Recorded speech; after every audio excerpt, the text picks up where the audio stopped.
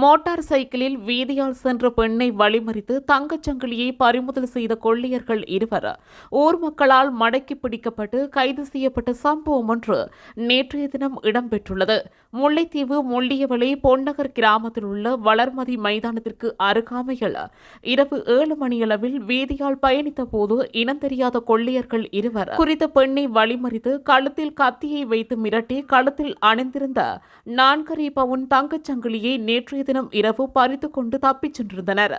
குறித்த சம்பவம் தொடர்பில் உடனடியாக குறித்த கிராம மக்களுக்கு தெரியப்படுத்தப்பட்டதை அடுத்து ஊர் மக்கள் இணைந்து கொள்ளையர்கள் இருவரையும் மடக்கி பிடித்து முள்ளியவளை போலீசாரிடம் ஒப்படைத்துள்ளனர்.